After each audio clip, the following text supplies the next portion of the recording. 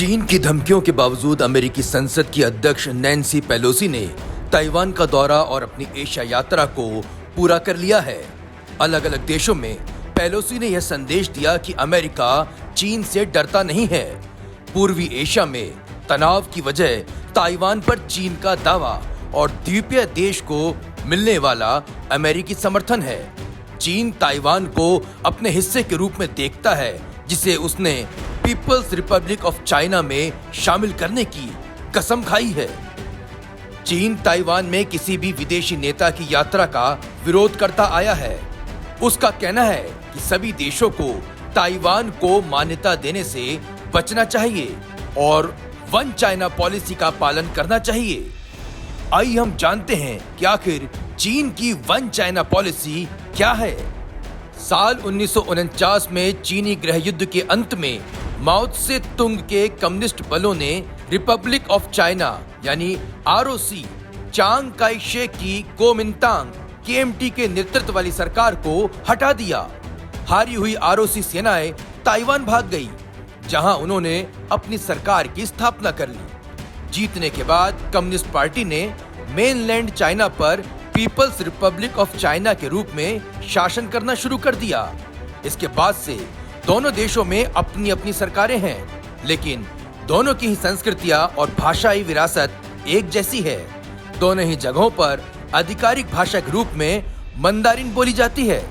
करीब 70 साल से चीन ताइवान को चीनी प्रांत के रूप में देख रहा है और इसे मेनलैंड में दोबारा शामिल करने की प्रतिज्ञा करता है।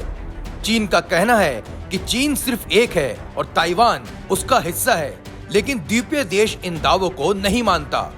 शुरुआत में अमेरिका सहित कई सरकारों ने ताइवान को मान्यता दी, क्योंकि कम्युनिस्ट चीन से बाहर चले गए थे। अब जानते हैं कि वन चाइना पॉलिसी को भारत कैसे देखता है।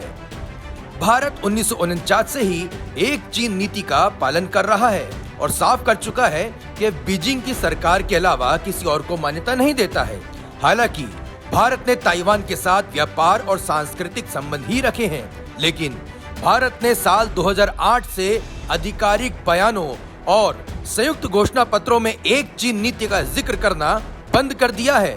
दरअसल चीन उस वक्त अरुणाचल प्रदेश को अपना इलाका बताने लगा था और राज्य के कई इलाकों के नाम भी बदल दिए थे।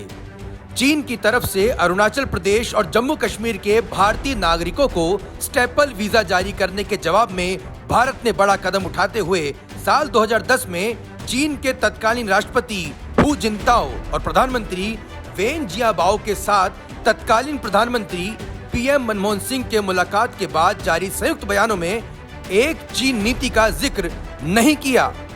2014 में मोदी सरकार आने के बाद भी तत्कालीन विदेश मंत्री सुषमा स्वराज इसी नीति पर कायम रही थी। आपको ये जानकारी कैसी लगी और आप और कुछ क्या जानना चाहते हैं? इंडिया फर्स्ट न्यूज को लाइक और सब्सक्राइब जरूर करें और अपने कमेंट के जरिए अपनी प्रतिक्रियाएं जरूर दें।